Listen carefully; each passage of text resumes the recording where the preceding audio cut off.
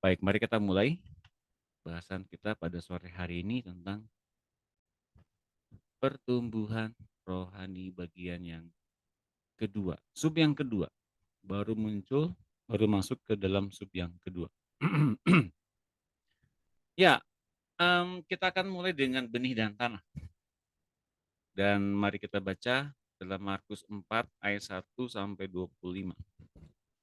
Markus 4 ayat 1 sampai 25 secara garis besar kita udah pernah baca ini, tapi mari kita lihat sepintas ya. Markus 4 ayat 1 sampai 25. Saya akan membacakan yang akan dibahas secara mendalam dari sini. Dari ayat yang pertama sampai 25, Markus 4. Kenapa sukar dibuka? Sebentar. Markus 4 ayat 1. Nah, sebentar ya. Ini Alkitabnya perlu di refresh. Oke.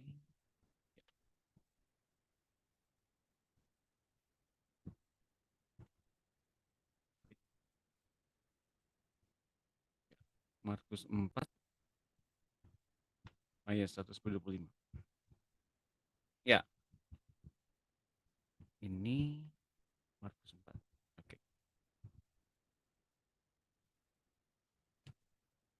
Ya, pada suatu kali Yesus mulai pula mengajar di tepi danau. Jadi ini saya rasa kejadiannya ketika waktu itu Petrus ya. Petrus mulai dipanggil oleh Tuhan Yesus. Setelah dipanggilnya Andreas. Petrus belum menjawab panggilan Tuhan. Nah, saat itu Yesus ngajar di tepi danau. Jadi banyak orang datang untuk mendengar Yesus bicara, mengajar. Dan ia mengajarkan banyak hal dalam perumpamaan kepada mereka. Dalam ajarannya itu ia berkata kepada mereka, dengarlah, adalah seorang penabur keluar untuk menabur. Pada waktu ia menabur, sebagian benih itu jatuh di pinggir jalan, lalu datanglah burung dan memakan sampai habis. Lalu kemudian ada juga yang di tanah berbatu-batu, yang tidak banyak tanahnya. Benihnya tumbuh, segera tumbuh karena tanahnya tipis. Tumbuh tapi tanahnya tipis. Ini nanti kita akan bahas ya. Kok bisa tumbuh walaupun tanahnya tipis? Nah, nanti kita akan bahas itu. Tapi setelah matahari terbit, layulah ia dan menjadi kering karena tidak berakar. Nah, teman-teman situ ya. Makanya sebabnya kita mesti berakar dalam Kristus, dalam kasih Kristus, dalam Kristus. Itu mesti kita berakar agar kita tidak tumbuh secara instan. Tumbuh sih, tumbuh. Berbuat baik sih berbuat baik, namun tidak berakar. Nah, sebagian lagi jatuh di tanah semak duri, lalu semakin besarlah semak itu dan menghimpitnya sampai mati sehingga ia tidak berbuah. Sebagian lagi jatuh di tanah yang baik, ia tumbuh dengan suburnya dan berbuah. Hasilnya ada yang 30 kali lipat, ada yang 60 kali lipat, dan ada yang 100 kali lipat. Dan katanya, siapa mempunyai telinga untuk mendengar, hendaklah ia mendengar. Itu teman-teman, Bapak Ibu sekalian. Itu yang kita baca barusan dari Markus 4. 1-25, namun saya bacanya highlight. Karena kita sudah baca ini ya. Nah, mari kita lihat dalam perumpamaan penabur apakah yang dimaksud dengan benih itu.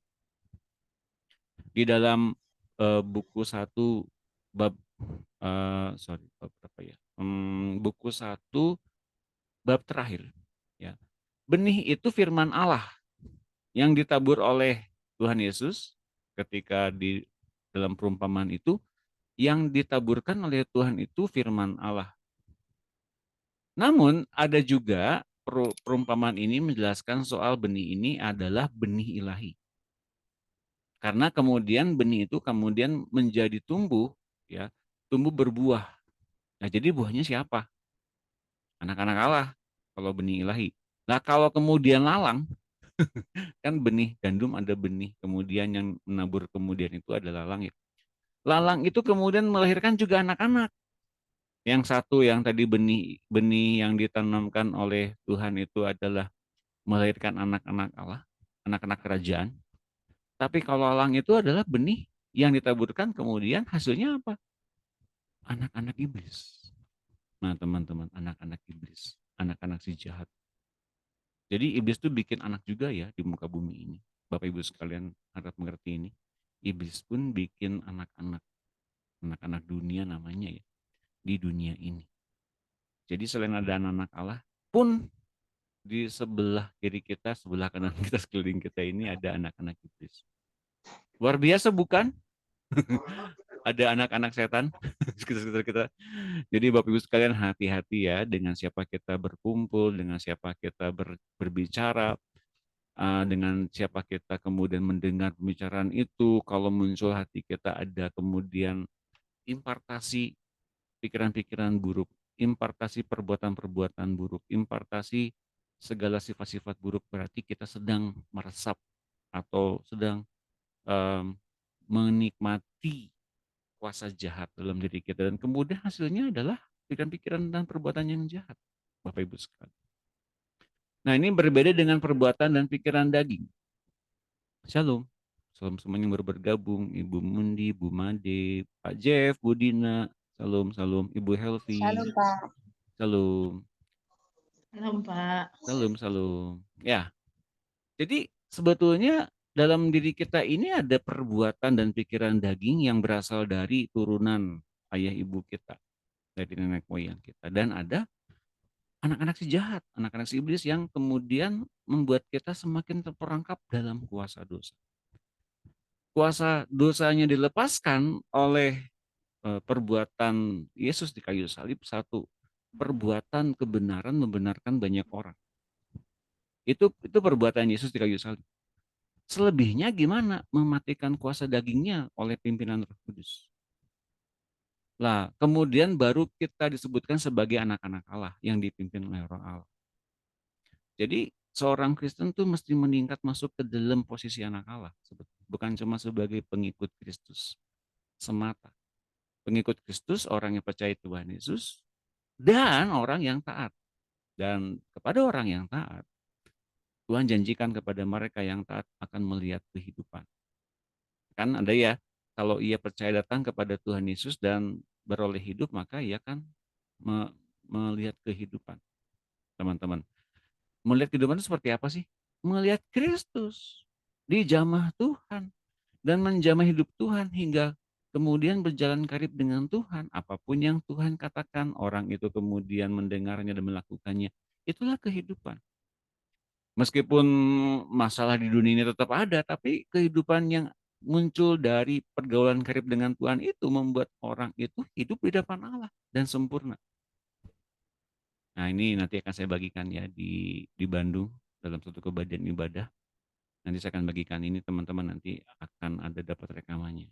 Untuk bisa menangkap lebih jelas, lebih dalam tentang siapa Kristus yang telah berjumpa pribadi dengan kita. Jadi teman-teman di sini yang kemudian masih menganggap untuk kita diterima oleh Tuhan, kita mesti berbuat ini dan itu, silahkan sampai segimana kita bisa melaksanakannya, silahkan. Tapi kalau sudah capek dan kemudian, wah ternyata banyak mentoknya ya, karena kemudian kita tinggal menerima apa yang telah Tuhan siapkan bagi kita, dan kita masuk ke dalamnya itu. Itu akan lebih mudah untuk kita bisa mengenal siapa Kristus, dan lebih mudah mengenal pertobatan-pertobatan sesungguhnya. Teman-teman, ternyata itu yang membuat kita semua hadir sebagai anak Allah yang kelak akan selamatkan. Karena pada saat nanti, sebelum saya mempersiapkan pemuridan oleh FFG pada sore hari ini, tadi saya singkat sekali mendapat satu ayat bahwa ternyata ada beberapa saat yang sangat hening di sorga, yaitu terjadi pada saat masa antikristus. Bagaimana cawan Allah dicurahkan. Ada 1,5 jam saat hening di sorga. Alkitab mengatakan demikian dalam kitab Wahyu.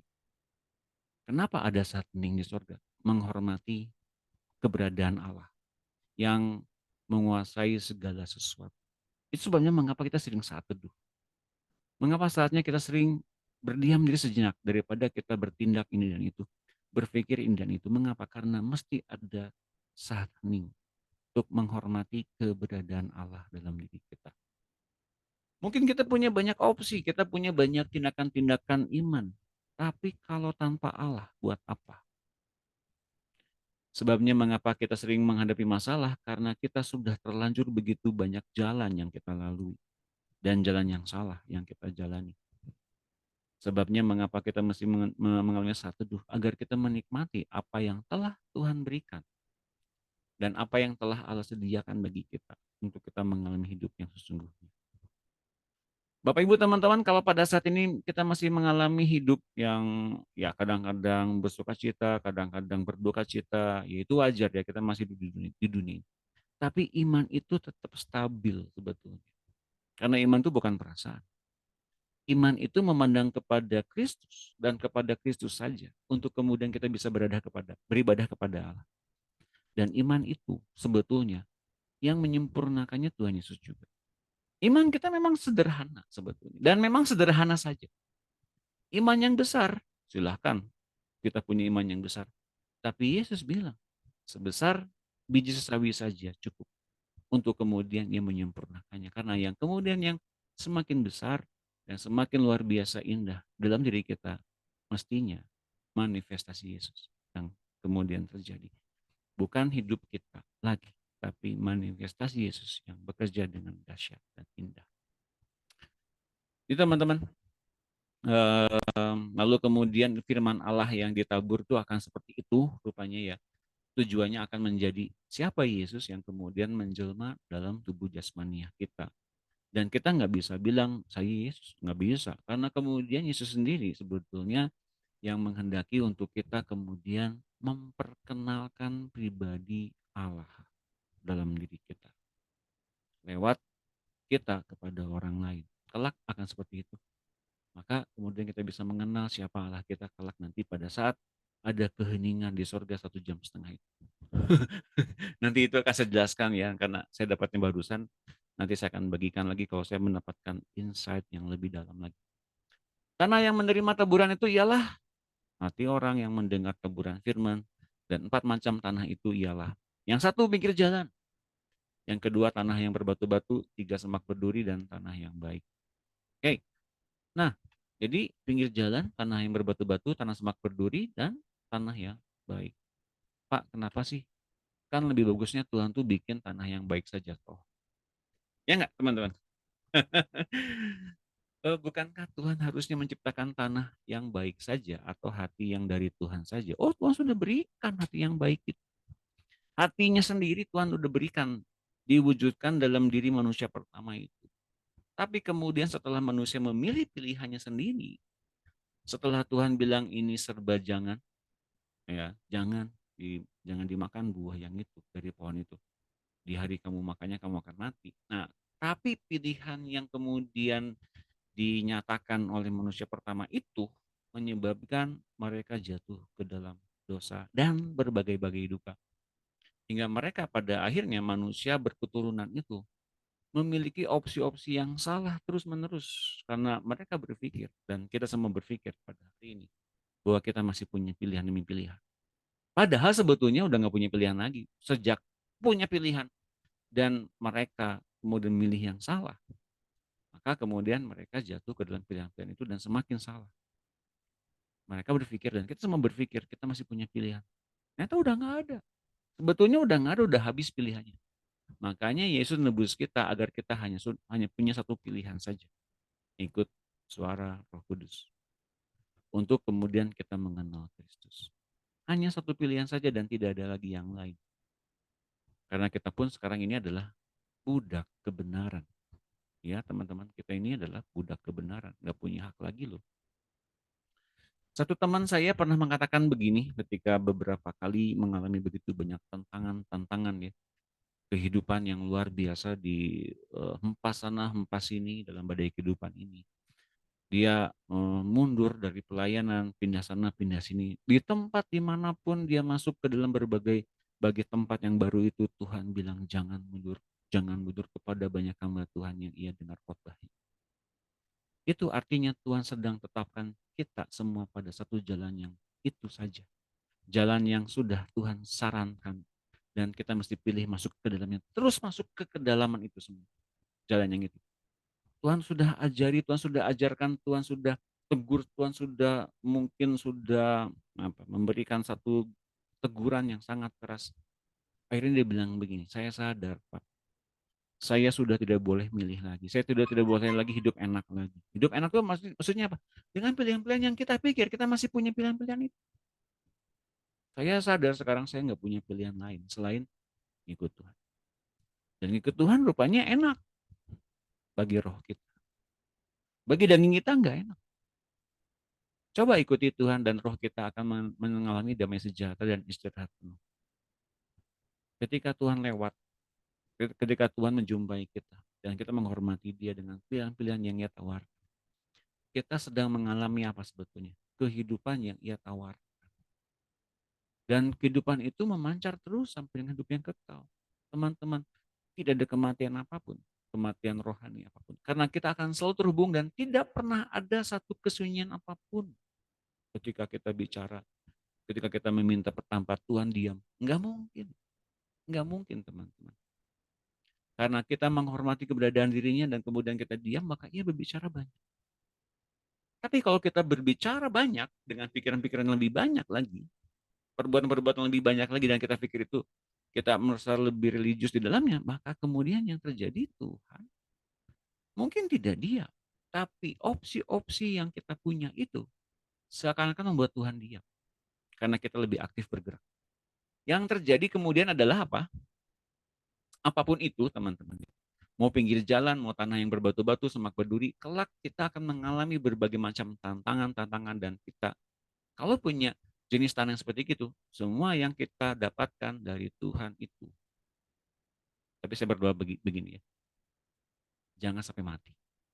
Tapi banyak yang mati. 1, 2, 3 ini semuanya mati. Pinggir jalan, firman yang diambil oleh, firman yang kemudian ditebur oleh Tuhan diambil si jahat. Yang kedua, tanah yang berbatu-batu, ya apa? Dihimpit. Apa namanya? Hanya tahan sebentar saja karena tahannya tidak berakar. Semak berduri, tumbuh sih tumbuh, tapi kemudian dihimpit oleh kesukaran dan kebahagiaan kehidupan di dunia ini. Bapak Ibu teman-teman, 1, 2, 3 ini tanah yang akan gugur, hati yang akan gugur, meskipun tumbuh. Tumbuhnya seperti bagaimana? Saya nggak tahu tumbuhnya seperti bagaimana. Tapi dikatakan dalam Alkitab, dalam perumpamaan yang diajarkan Tuhan Yesus, tiga-tiganya akan gugur. Imannya gugur semuanya. Firman yang ditanamkan semuanya tidak ada hasilnya. Ayo, bayangkan tuh teman-teman, Bapak Ibu sekalian. Hanya ada satu yang tumbuh, tanah yang baik. Tanah yang baik adalah tanah atau hati yang cepat merespon ketika Tuhan menyuruh ini dan itu, cepat melakukannya. Karena bagi tanah yang baik, bagi hati yang seperti itu, adalah hati yang betul-betul menerima dengan sukacita apa yang Tuhan berikan. Nah, meskipun bagi daging itu tidak menyenangkan, tapi bagi roh itu sukacita yang melegakan. Sukacita yang melepaskan. Kemerdekaan roh yang melepaskan dari perbudakan kuasa dosa dan luar biasa ya. Nah, berikutnya ayat 15. Orang-orang yang di pinggir jalan tempat firman itu ditaburkan ialah mereka yang mendengar firman. Lalu datanglah iblis dan mengambil firman yang baru ditaburkan dalam mereka. Bagaimana cara iblis mengambil firman? Caranya bagaimana? Siapa yang tahu? Yuk kita sharing. Pernah nggak saudara, Bapak Ibu sekalian mengalami suatu sukacita yang besar ketika dalam penyembahan, haleluya, nangis, gitu ya, berbahasa roh, nyaman sekali. Tapi ketika menghadapi dunia ini, kok kemudian ketegaran itu hilang, kekhawatiran, kecemasan. Saudara Bapak Ibu sekalian, kalau pernah mengalami itu, mengalami bagaimana goncangnya kehidupan, sadar nggak Bapak Ibu sekalian, firman itu sedang diambil oleh si jahat. Dan si jahat kemudian menanamkan lalang itu di hati kita. Sadar nggak? Bahwa kita sedang mengalami berbagai macam mungkin ujian kehidupan. Yang namanya ujian, ya bisa dimenangkan. Tapi bisa juga kita gagal di dalamnya, terus-menerus gagal. Tapi sejauh mana itu bisa terjadi adanya kegagalan dan kemudian keberhasilan, bergantung dari hati kita merespon panggilan Tuhan itu. Nah, teman-teman di sini, Ada yang pernah mengalami hal yang tersebut sangat goncang hingga kemudian berteriak, Tuhan, di manakah Engkau? Disitulah kemudian adanya satu kekuatan yang datangnya dari Tuhan. Namun itu pun kalau kita merespon. Tapi kalau kita nggak merespon, teman-teman, biasanya firman yang pernah didapatkan dan itu baik adanya dari Tuhan, itu akan diambil. Dan si jahat akan menanamkan lalang di hati kita agar kita bisa jadi terus-menerus kecewa sama Tuhan dan tidak pernah percaya lagi sama Tuhan. Meskipun kita jadi orang Kristen, meskipun kita terbilang sebagai seorang pengerja, seorang hamba Tuhan, tapi benih-benih itu kekecewaan, luka batin sama Tuhan karena pernah doanya nggak dijawab, bahkan Tuhan lalukan, abaikan misalnya, karena kutip, abaikan, lalukan, maka kemudian orang tersebut atau kita bahkan kecewa sama Tuhan karena doa itu nggak pernah terjawab. So hari ini saya mau peringatkan itu. Kalau kita ngerasa begitu, mungkin kita punya opsi yang salah, jalan yang salah, cara pilih jalan yang salah, cara shortcut yang Tuhan nggak pengen kita masuk ke situ dan kita kekeh atau bahasa Jermannya, berkeras kita masuk ke dalam. Nah kalau kita masuk ke dalamnya, yang salah siapa? Bukan Tuhan, tapi toh kita tetap salahkan Tuhan, bukan? Mudah-mudahan tiba-tiba saya menjelaskan begini, kita semua mengerti yang pernah mengalami itu ya.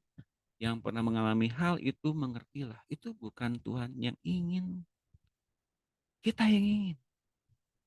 Kalau kita baca Alkitab, Bapak Ibu sekalian teman-teman, kalau kita baca Alkitab, kemudian terlalu banyak nggak bolehnya. Yang dari Alkitab itu. Bukan berarti Tuhan serba bilang nggak boleh. Tuhan bukan bilang ini nggak boleh, nggak boleh, nggak boleh. Kamu nggak boleh gini, mesti baik. Bukan. Ia memilihkan jalan yang terbaik untuk kita memilih dengan ketaatan yang Tuhan berikan. Bukan jadi serba boleh, bukan itu. Tapi dari apa yang kita baca dalam Alkitab, adanya kemudian dunia ini menyebabkan manusia jatuh terperangkap di dalamnya. Karena kita kalau kita baca Alkitab, banyak serba bilang yang kemudian kita bilang itu nggak boleh dan ini nggak boleh, justru muncul keinginan jahat yang ada dalam diri kita. Apa sih nggak boleh, nggak boleh? Emangnya kenapa sih nggak boleh? Pengen tahu dong kenapa nggak boleh? Itu keinginan jahat yang ada dalam diri kita dan itu bukan dari si jahat, tapi kita memilih keinginan-keinginan jahat itu untuk hidup. Nah, kalau kemudian kita mau, berarti memang kemudian kita milih yang salah dan itu pilihan kita, bukan dari si jahat, tapi kita secara pribadi memilih pilihan-pilihan itu. Dan ketika kita melanggar melanggar apa yang sebenarnya Tuhan sarankan ya, kita salah jalan nih, ada kuasa si jahat yang mencengkeram kita dengan berbagai perbudakan demi perbudakan. Meskipun kita berhasil dalam pekerjaan kita, meskipun kita berhasil dalam apapun yang kita upayakan, namun udah dicengkeram dan diperbudak oleh si jahat semuanya itu. Meskipun berhasil loh ya. Dan ujungnya kita menikmati apa yang kita upayakan. Kita jadinya tidak mendapatkan karunia Tuhan di situ, tapi kita mendapatkan apa? Jadi payah dari apa yang kita lakukan. Dan ketika kemudian Tuhan bilang stop, aku akan membuat kamu bertobat dan Tuhan ambil semuanya dan kita pikir Tuhan mengambil semuanya dan Tuhan membuat saya seperti ini. Oh, memang pada tahap tertentu seperti begitu. Tapi demi kebaikan kita mendapatkan kehidupan, Tuhan akan begitu. Mengapa? Karena apa yang kita lalui sekarang hari-hari ini mungkin salah, mungkin itu mengarah kepada kematian, mungkin mengarah kepada kebinasaan, mungkin mengarah kepada keserakahan dan menjauhkan kita dari Tuhan. Kita berharap kita diangkat dalam kemuliaan, tapi justru kita diikat berbekas-berkas untuk dibinasakan dalam api yang kekal. Teman-teman, tiba-tiba khotbah akhir zaman ya, tapi tidak apa-apa. Mungkin dari diri kita banyak yang mengalami berbagai goncangan. Inilah sebabnya mengapa kita hadir sebagai anak Allah yang dituntun masuk dalam berbagai kehidupan. Agar kita, meskipun digoncang, tetap tahan. Karena kita berakar kuat di dalam Kristus, Sang Juru Selamat, batu karang yang teguh itu. Tepuk tangan semuanya buat Tuhan.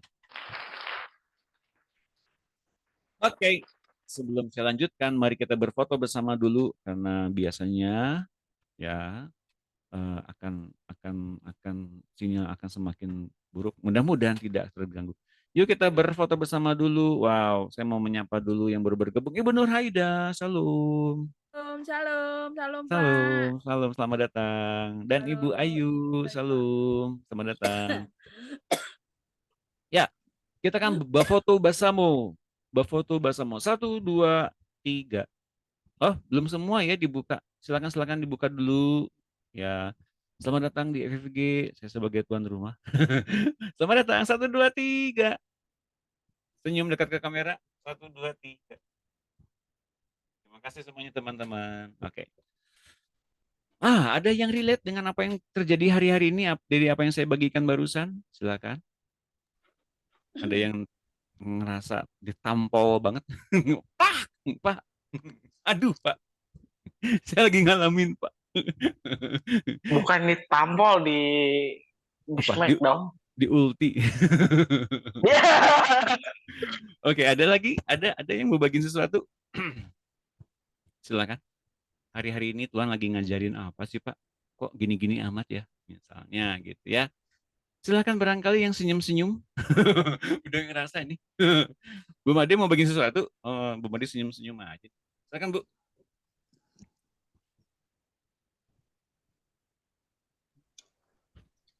Apa ya, Pak? Silakan kue baloknya Ya, dibagikan. Ini kue kayak. balok. Ya, silakan, silakan. Ya, kalau lihat tadi apa yang Bapak jelaskan, maaf tadi saya terlambat. Kalau melihat dari yang Bapak jelaskan tadi, benar saya juga merasa berada di posisi itu ya, Pak. Kadang jatuh, kadang bangun, kadang lagi beriman, kadang lagi nggak beriman. Kadang kalau menghadapi suatu masalah, langsung ingat dengan firman Tuhan, tahu cara keluarnya, happy ending. Tapi di lain sisi pernah juga terpuruk, mau bangkit nggak bisa. Aku jatuh. Ada nyanyi. Oke. Oke, silakan. Aduh, maaf Pak Doni, deras sekali hujan. Oh iya, Bu, nggak apa. Terima kasih sudah bergabung. Terima kasih. Oke, ya. Terus. Maaf ya Pak, Nggak itu apa-apa. anak-anak saya yang tahu ibunya tuh ikut pemuritan tapi suka menjadi sensor kayak gitu. Oh, nggak apa-apa. Oke, oke. Terus. Ya, tapi saya bersyukur Pak. Tapi saya berada di dalam pemuritan, hidup tiap hari menerima benih-benih firman Tuhan, gitu kan. Ketika jatuh, kadang kita menerima satu ujian itu nggak hanya satu, enggak, tapi pernah satu ketika itu bertubi-tubi. Di saat ada satu keinginan, ingin mendapatkan support, ingin mendapatkan penghiburan, ingin mendapatkan dukungan, itu sama sekali nggak didapat. Mungkin kita sudah mengabaikan hal-hal yang menyukakan finansial, umpamanya pengen yang ini, pengen pergi ke sana. Tapi di saat-saat satu rutinitas kehidupan itu butuh mendapatkan support itu, ketika tidak didapat itu yang begitu besar mengikis hati gitu Pak. Mengikis hati. Iya, jadi ada hal-hal yang satu kebenaran dunia itu yang seakan-akan bagi kita itu adalah hal yang benar. Umpama ketika kita hidup berumah tangga gitu kan, harus mendapatkan satu perhatian, juga mendapatkan satu balasan kasih sayang, apa yang kita lakukan. Tetapi ketika kita nggak mendapatkan hal itu, ini sangat-sangat mengikis kewarasan kalau kita tidak benar-benar ingat panggilan kita di dalam Tuhan. Kalau kita tidak ingat kebenaran firman Tuhan, kalau kita ini ada dipanggil untuk melayani, dipanggil untuk menjadi berkat, mungkin kita bisa berkata kita berberkat, oh kita memberikan berupa barang kepada si A, bersedekah ini, bersedekah itu, tapi ada hal-hal yang lebih yang mendalam yang Tuhan kerjakan di dalam pribadi kita. Itu yang saya sadari bahwa Tuhan lebih dalam ingin menghilangkan keinginan dasar kita. Ya. Yes. Keinginan dasar untuk disayangi oleh pasangan, untuk dihargai oleh pasangan, untuk dihormati oleh anak-anak, untuk disayangi oleh anak-anak. Itu yang harus diabaikan jika kita tidak mendapatkan perlakuan seperti itu. Itu yang harus kita lepaskan, harus kita hidupkan firman Tuhannya bahwa untuk mengasihi, untuk menghormati pasangan hidup kita, suami kita, anak-anak, untuk mengasihi anak-anak dengan kebenaran firman Tuhan. Betul. Kadang ini bertolak belakang dengan kebaikan yang dunia tampilkan, bagaimana kita menjadi seorang ibu umpamanya ya, contohnya untuk mendidik anak-anak kita. Sedangkan kita juga mendapatkan kebenaran di dalam Tuhan, bagaimana kita harus bertanggung jawab untuk mengasihi anak-anak kita. Ini yang perlu diganti kan, kayak gitu. Kebenaran mana yang harus saya hidupi? Jika saya menghidupi kebenaran dunia, mungkin saya akan puas di dalam daging, tapi ketika saya menghidupi kebenarannya Tuhan, saya sakit di dalam daging. Tapi memang benar, seperti tadi Bapak bilang, saya akan mendapatkan kedamaian. Walaupun perih awalnya itu, Pak. Jadi semakin ke sini, ketika kita dilahir barukan itu, bukan hanya hal-hal di luar yang Tuhan ubahkan di dalam kita, tapi hal-hal mendasar yang terus Tuhan kupas. Yang mau terus Tuhan, kayaknya sekali mamanya kita gagal, di lain hari kita akan menemukan hal yang sama yang harus kita juga coba keluar menjadi pemenang. Yang harus kita boleh hidup di dalam kebenaran firman Tuhan itu. Karena di lain sisi Tuhan, aku masih gagal lagi nih di sini.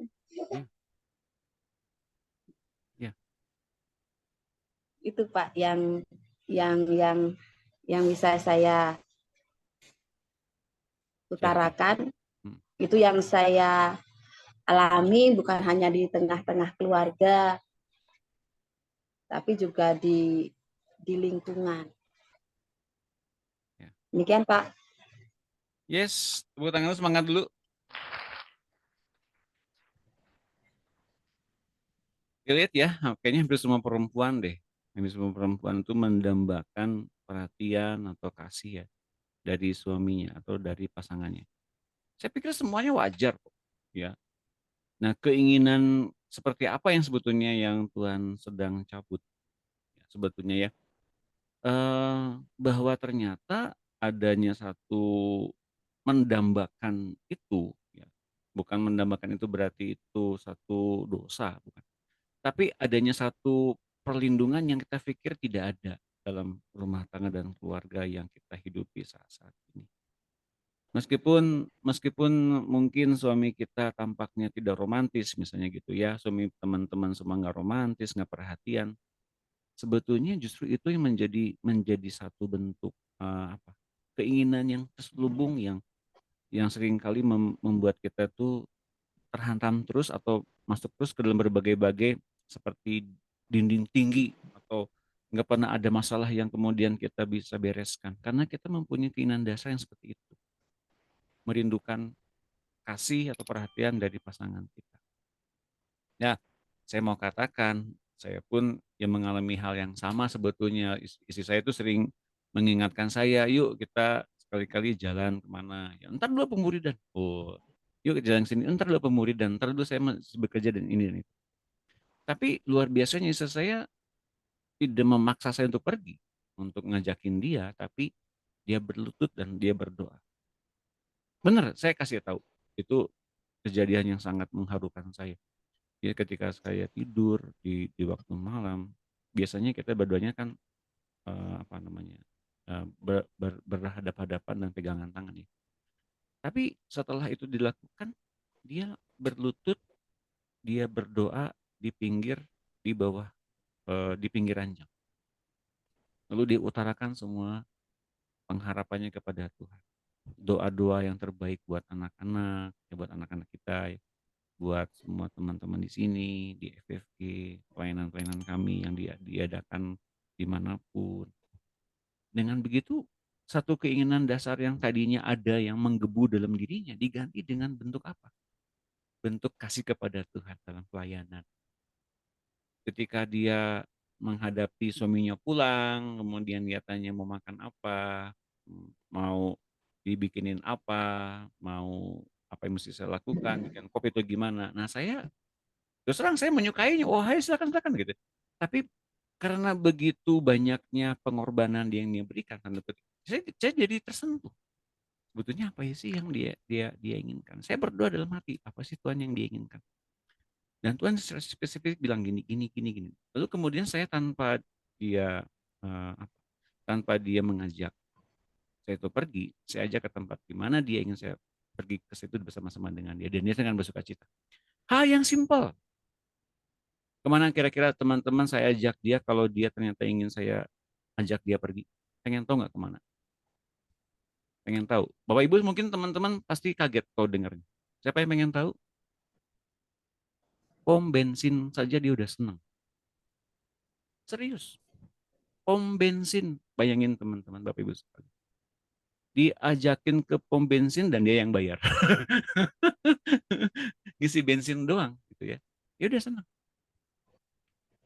Bayangkan, yang dia bayangkan itu dia ingin apa namanya, ingin menikmati pegunungan yang sejuk, yang begitu bernafas dengan lega gitu, bangun pagi-pagi lalu jogging, di jogging. Dia senang jogging ya.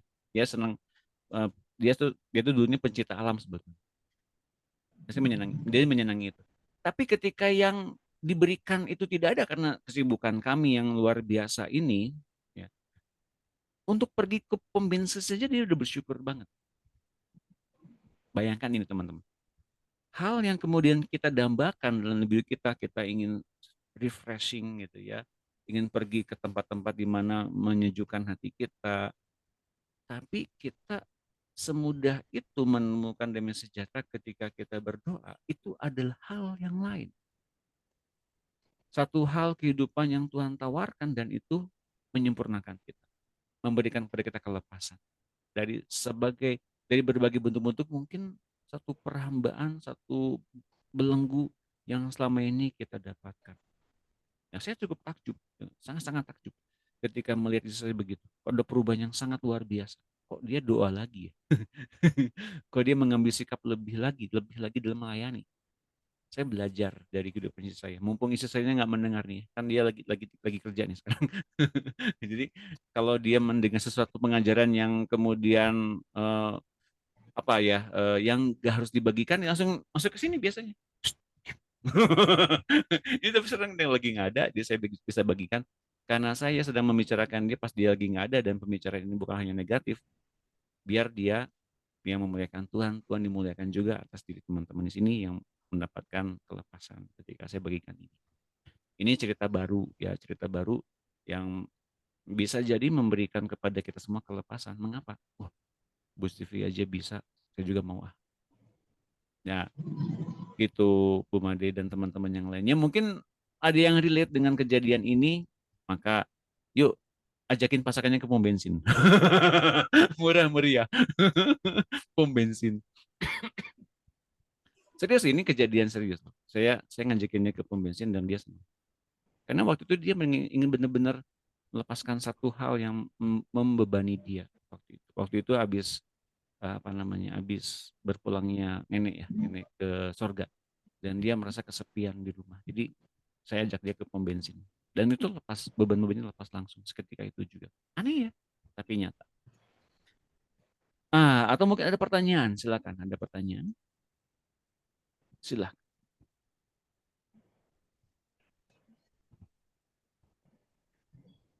Yang namanya beban mah semuanya selalu ada ya. Tapi ada cook yang mengarahkan kita kepada Tuhan Yesus. Saya punya video ya, saya punya video. Apakah ini bisa nggak? Kemudian saya tampilkan. Coba ya. Mudah-mudahan bisa. Kalau berat ke aku aja, Om. Wow, oke, terima kasih. Saya coba dulu ya. Apakah bisa? Sekalian kalau ada yang mau bertanya boleh silakan. Ada yang mau bertanya? Silakan loh. Adakah yang mau bertanya?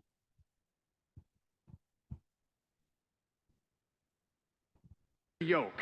An animal would have their head through the yoke. It would be pairing Oke, with the saya animal. coba masuk lagi sekarang. They're going. Masuk lagi ke sini. Mudah-mudahan bisa ya. Kalau ini bisa saya akan jelaskan langsung arti dari. Oke. Oke. Lalu saya akan jadikan mana Doni Nusa ini jadi co-host. Ada.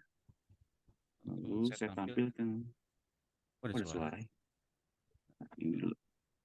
Oke, nah ini sekarang. Oh ini. Ya, tes. Nah, sekarang sharing.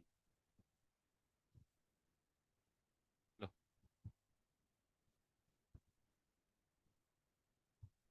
Share screen.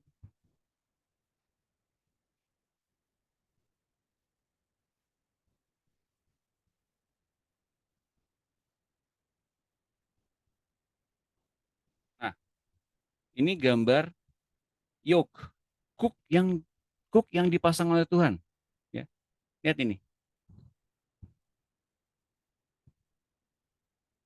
Jadi ini cook masih sepasang nih kalau cook ada dua lembu yang berbarengan berjalan.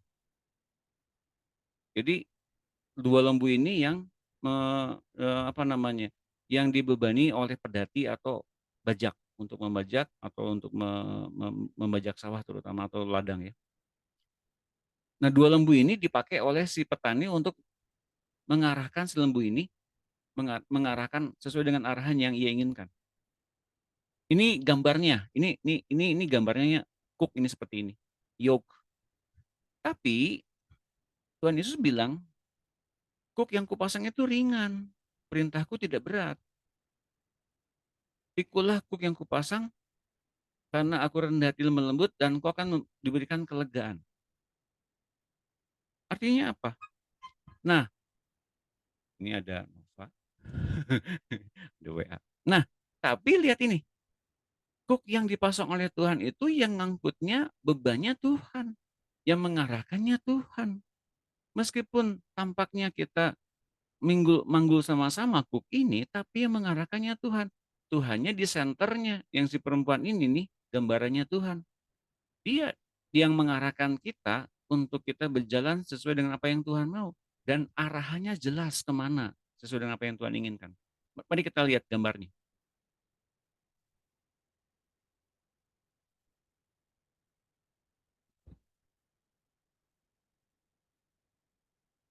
Oke, nah, nanti kita lihat ya.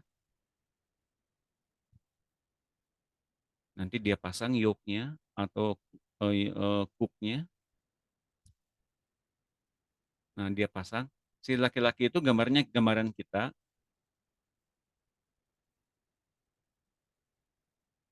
Nah, yang jadi pusatnya Yesus, jadi kita diarahkan Tuhan Yesus untuk jalan sesuai dengan apa yang Ia mau. Gambarannya perempuan. Nah, si perempuan ini gambarannya Yesus yang mengarahkan langkah kita. Jadinya kita nggak pernah salah langkah. Meskipun berat, tapi percayalah, yang manggulnya bersama-sama dengan Tuhan Yesus jadinya kita ringan. Itu teman-teman.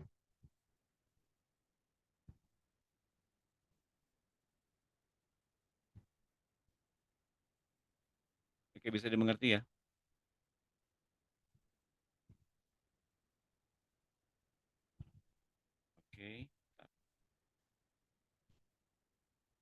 Bisa dimengerti nggak? Asik tuh penggambarannya. Nah, saya leave sekarang. Karena aku jaringannya ngadat. Nah, teman-teman begitu. Ada pertanyaan? Sekarang dengan perumpamaan seperti begitu ya, dan gambaran visual seperti begitu, kita jadi makin mengerti apa yang Tuhan ajarkan di masa lampau. Relate banget dengan apa yang kita hadapi sehari-hari ini. Tapi bukan cuma hari ini dan di masa yang akan datang itu sangat berhubungan erat. Yang diajarkan itu melimpah, saking melimpahnya memancar sampai hidup yang kekal. Diajarkan nanti pun dalam langit bumi yang baru. Kita praktekin semuanya itu. Teman-teman, begitu. Ada pertanyaan lagi? Tidak ada? Saya terusin ya kalau nggak ada. Teruskan. Nah, ayat 16-17, demikian juga yang ditaburkan di tanah yang berbatu-batu ialah orang-orang yang mendengar firman itu dan segera menerimanya dengan gembira. Nah, setiap orang yang mempunyai hati yang seperti berbatu-batu itu ternyata menerima Tuhan dengan menerima firman Tuhan dengan gembira. Tetapi mereka tidak berakar dan tahan sebentar saja.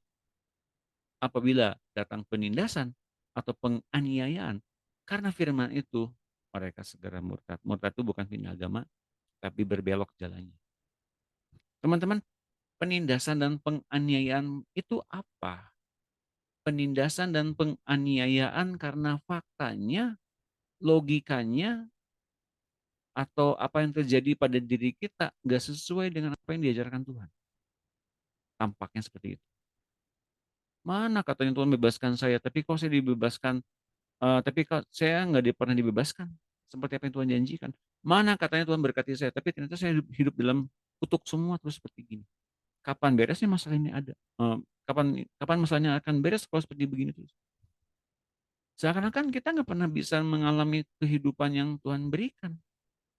Kenapa? Alasannya ini, teman-teman. Karena memang butuh waktu untuk apa yang ditanamkan itu berakar. Kapan berakarnya? Ya, kapan berakarnya nih? Ya, nanti akan saya bagikan ya.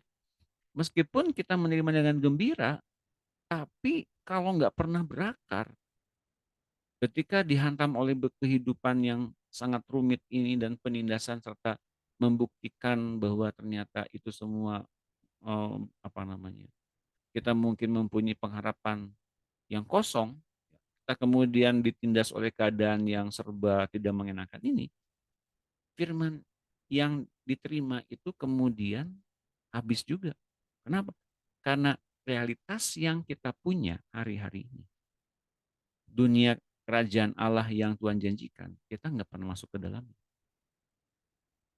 Kita hidup di dalam realitas mengimani namun tidak pernah berakar kuat di dalam Tuhan. Bagaimana kita bisa berakar kuat dalam Tuhan? Nanti akan saya jelaskan nanti di setelah tanah yang baik ya. Ayat 17 tadi sudah, 18 dan yang lainnya lah yang ditaburkan di tengah semak duri. Itulah yang mendengar firman itu. Lalu kekhawatiran dunia ini, lihat ini, sekeliling kita penuh dengan kekhawatiran sebetulnya. Sekeliling kita bahkan dalam diri kita kalau kita menerima setiap apapun yang dunia tawarkan, tipu daya kekayaan. Dengan kekayaan kita bisa aman, dengan kekayaan kita bisa bahagia, dengan kekayaan kita bisa lepas dari cengkraman ke apa namanya kekhawatiran, kekurangan. Kekayaan apakah bisa membuat kita lebih nyaman, aman, damai sejahtera? Kekayaan pun tipu daya sebetulnya teman-teman. Bukan berarti kita nggak boleh kaya, bukan. Tapi kita menyandarkan kekuatan kekayaan itu untuk membahagiakan kita. Dan keyakinan akan hal yang lain masuklah menghimpit firman itu sehingga tidak berbuah. Salah nggak sih kita menghendaki adanya jaminan masa depan? Nggak salah. Tapi kita menyandarkan kepada kekuatan yang lain. Kekayaan itu sendiri. Maka kekayaan itu meskipun banyaknya, hebatnya, dahsyatnya, memberikan jaminan, namun bisa menghimpit firman yang kita terima. Sama levelnya dengan ketika si jahat mengambil firman itu. Tipu daya kekayaan pun bisa menghimpit kita. hingga kita akhirnya sama sekali hilang. Dapat kebaikan dari Tuhan, hilang semuanya. Dan kita bisa berpikir Tuhan tidak adil. Tuhan berbuat yang salah kepada saya. Tuhan tidak memperhatikan saya. Dan bahkan Tuhan meninggalkan saya. Wah teman-teman, bagaimana kita bisa punya tanah yang baik? Bagaimana kita bisa berakar kuat dalam Tuhan? Bagaimana kita bisa kemudian mempraktekkan firman itu dengan berbuah lebat? Ialah bagaimana orang itu bisa mendengar dan menyambut firman itu. Mendengar dan menyambut firman itu. Kan saya menyambut, Pak. Mungkin pada hari ini menyambut. Ketika menghadapi badai kehidupan, mungkin yang kita pernah sambut itu hilang, ganti dengan kekhawatiran. Kekhawatiran itu kemudian membimbing kita masuk ke dalam berbagai-bagai jalan-jalan yang kita pikir kita masih masuk ke dalamnya. Dan kita telah milih yang jalan yang salah, yang dilandasi dengan kekhawatiran. Meskipun kita bisa mempunyai keamanan di dalamnya. Ya, teman-teman, meskipun kita bisa mengandalkan bank untuk memberikan pinjaman, pinjol, seakan-akan kita punya satu jaminan uang yang membuat kita lebih aman, tapi kita masuk ke dalam jerat duka cita yang mendalam. Karena kita sudah melalukan firman Tuhan. Ya bukan berarti saya bilang, oh pinjam ke bank nggak boleh, pinjol nggak boleh. Enggak, saya nggak bilang begitu. Tapi kita yang mempunyai hati yang baik ini harus mendengar dan menyambut firman itu. Agar berbuah. Itu saja dulu Bapak Ibu teman-teman. Baru kemudian bisa berakar. Sebelum berbuah kan berakar dulu, bertunas dulu ya. Dibuktikan bahwa firman itu ada dan Tuhan akan memberikan kepada kita tes demi tes dari yang paling ringan hingga yang paling berat. Kita nggak mungkin sebagai satu orang yang baru lahir baru langsung diuji hal yang berat. Nggak mungkin. Tuhan adalah pelatih terbaik kita. Karena saya adalah seorang pelatih fitness juga. Tuhan tuh tahu persis porsi iman kita yang seperti apa. Dia tahu. Teman-teman yang baru lahir baru misalnya dulu-dulu kalau mindahin hujan kok bisa Pak, sekarang nggak bisa. Ya wajar. Kenapa? Karena di hari kemudian kita lahir baru, kita mindahin hujan, kita masih betul-betul fresh dan kita mungkin kalau Tuhan nggak pindahin hujannya kita kecewa sama Tuhan. Tapi kalau udah didewasakan sama Tuhan, ya pastilah Tuhan tidak langsung memberikan jawaban yang apa yang kita inginkan untuk mendewasakan kita bahwa ia lebih punya pilihan yang terbaik dari apa yang kita pikir kita punya pilihan yang terbaik. Ya teman-teman seperti gitu dan berbuahnya 30, 60 bahkan ada yang 100 kali lipat. Yang nikmati buah siapa? Kita dulu dan orang lain serta Tuhan Yesus juga. Mengapa ia berkata kepada murid-muridnya, kepadamu telah diberikan kuasa kerajaan Allah, tapi kepada orang-orang luar segala sesuatu disampaikan dalam perumpamaan, sekalipun mereka tidak menanggap, sekalipun mendengar mereka tidak mengerti, supaya mereka jangan berbalik dan mendapat ampun. Mengapa ia berikan perumpamaan? Murid-murid bertanya, tapi mereka yang lain tidak bertanya apa arti perumpamaan itu. Artinya apa? Ketika dia bilang perumpamaan dan orang-orang nggak ngerti, ya wajar nggak ngerti lah. Yang paling tahu Tuhan Yesus kan. Makanya kalau nggak ngerti tanya. Tuhan Yesus memberikan diri untuk kemudian banyak bertanya kepada dia. Tapi hanya 12 muridnya yang bertanya, yang lain tidak. Selama ini, kalau kita mungkin banyak pertanyaan-pertanyaan, ajukan kepada Tuhan Yesus. Jangan kepada orang lain. Karena kalau kepada orang lain yang belum tentu dibimbing oleh Tuhan Yesus, maka kemudian kalau kita terima sarannya, kita akan masuk kepada lubang yang sama seperti orang itu. Menuntun kita kepada lubang. Nah teman-teman, ingat, Tuhannya sudah di hati kita, ya. Maka dia mempunyai satu hati yang terbuka untuk kita bisa bertanya kepada dia dan dia pasti jawab asal kita jangan punya banyak opsi dulu. Opsinya adalah buka telinga dan mendengarkan pengajarannya. Jadi apa pula arti pernyataan Tuhan Yesus, siapa mempunyai telinga untuk mendengar, hendaklah yang mendengar. Ia ingin kita bertanya dengan aktif apa arti perumpamaan, apa arti pengajarannya, apa arti ayat-ayat yang ia bagikan kepada kita pada setiap saat ia bagikan ayat-ayat tertentu itu. Mengapa Tuhan Yesus bertanya balik ketika murid-murid itu menanyakan tentang perumpamaan itu? Tidakkah kamu mengerti perumpamaan ini? Kalau demikian, bagaimana kamu dapat memahami semua perumpamaan yang lain? Karena perumpamaan tentang penabur ini adalah dasar dari perumpamaan dan pengajaran-pengajaran yang lain yang Tuhan bagikan. Karena kemudian dengan dasar ini maka kita mempunyai hati yang adalah dasar. Kalau hati kita kemudian penuh dengan kesibukan yang digambarkan dengan hati pinggir jalan, maka kita tidak akan mendengarkan pengajaran dari Tuhan. Kalau kita mempunyai hati yang tipis untuk percaya kepada Tuhan dan kita lebih percaya kepada kepentingan-kepentingan dan kekuatan-kekuatan dari dunia ini dengan berbagai macam jalan-jalan yang kita pikir itu untuk menuntaskan kebutuhan-kebutuhan kita, maka kemudian kita tidak akan memahami apa yang Tuhan ajarkan berikutnya.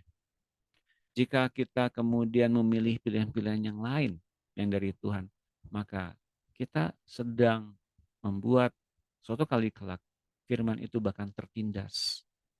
Kebenaran itu tertindas oleh setiap hal penindasan berupa kekhawatiran, bahkan kekayaan-kekayaan yang justru harus memberkati kita tapi memendamkan kita kepada berbagai-bagai duka.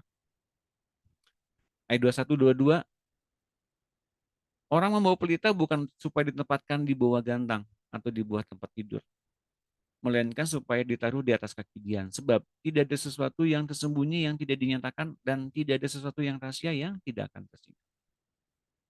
Jadi bagaimana kita mengetahui bahwa kita telah memiliki hati Tuhan Yesus, yang hati yang baik itu ya, dan kemudian kita terlalu percaya sama Tuhan dan kita bahkan diberikan berbagai macam badai hidup. Tuhan perkenankan kita untuk mengalami badai hidup. Untuk apa sih? Agar kita jadi teladan bagi banyak orang yang percaya sama Tuhan, tidak pernah dipermalukan. Betul nggak teman-teman? Dan setiap rahasia-rahasia Tuhan disingkapkan bagi mereka yang mentaati Tuhan Yesus. Camkanlah apa yang kamu dengar, ukuran yang kamu pakai untuk mengukur. Kalau kita mengukur telinga kita mesti mendengarkan lebih banyak, maka Tuhan akan memberikan lebih banyak lagi dan akan ditambahkan lebih banyak lagi. Apa yang ditambahkan? Buah kebenaran dari apa yang kita lakukan untuk merespon kebenaran yang Tuhan bagikan itu. Praktek iman membuat kita semakin bertambah buah kebenaran. Kalau bertambahnya buah kebenaran, apa yang terjadi selain hal-hal yang rohani yang ditambahkan oleh Tuhan? Hal-hal yang jasmani pun ditambahkan oleh Tuhan. Dan ini selalu berimbang, terus-menerus. Ya. Hal-hal yang jasmani dan hal-hal yang rohani. Ada pengudusan hal-hal yang rohani dan ada pengudusan hal yang jasmani. Berimbang. Saudaraku, Bapak Ibu sekalian, teman-teman berpikir jangan sampai berpikir Tuhan memberkati hanya di bidang hal-hal yang rohani saja. Tuhan pun memikirkan kita di hal-hal yang jasmani. Oh iya, sangat memikirkan itu, teman-teman. Oke? Jadi jangan sampai berpikir salah tentang dia ya. Menurut Anda apakah diukurkan oleh Allah pada kita? Apakah sesuai dengan di ukuran yang Anda pakai untuk mengukur itu? Kebenaran tentang rahasia kerajaan Allah. Kita mesti membuka diri kepada berbagai macam rahasia kebenaran kerajaan Allah itu. Saya mau bilang, bukan luangkan waktu. Buat waktu lebih banyak untuk Tuhan. Oke? Kalau kita luangkan waktu, seakan-akan waktu yang tersisa untuk Tuhan. Bukan. Kita buat waktu lebih banyak untuk Tuhan bicara. Untuk mengganti kita, hati lama kita, dengan hatinya Tuhan terus-menerus. Sampai sini Bapak Ibu sekalian ada pertanyaan? Silakan. Kering dulu, minum dulu haus. Silakan sampai di sini Bapak Ibu sekalian ada yang bertanya boleh?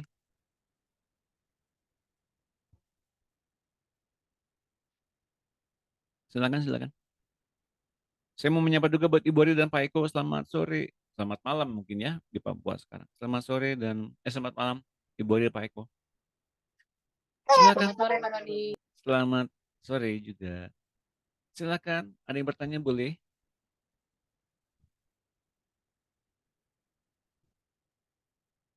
Tidak ada. Oke. Tidak ada ya.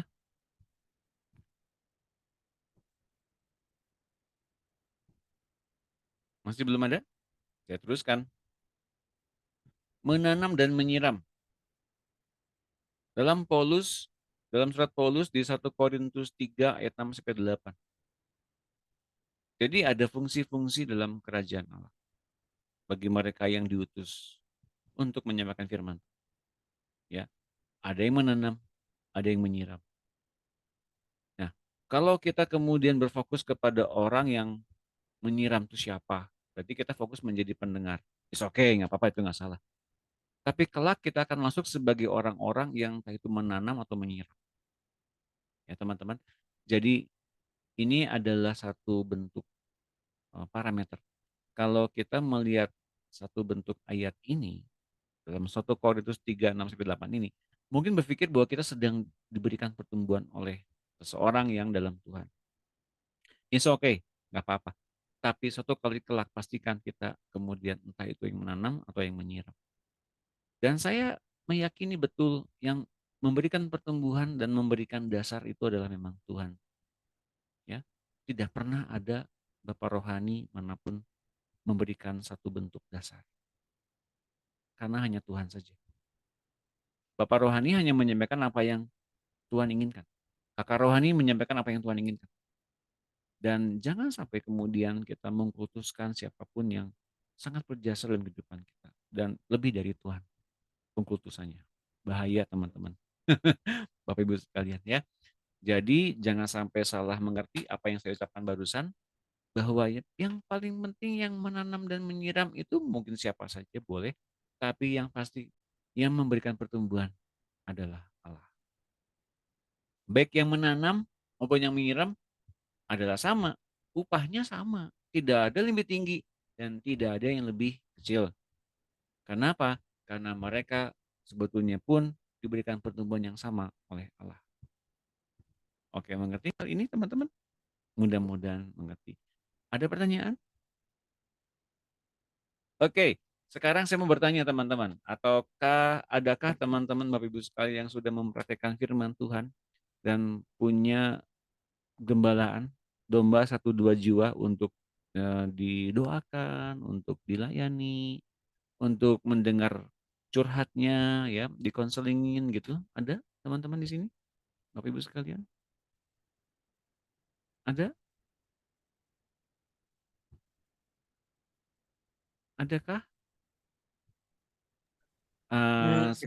Ya, selain Denis ya, Denis sudah. Saya mau bertanya kepada Ibu Itun. Nah, Ibu Itun, apakah ada Ibu Itun?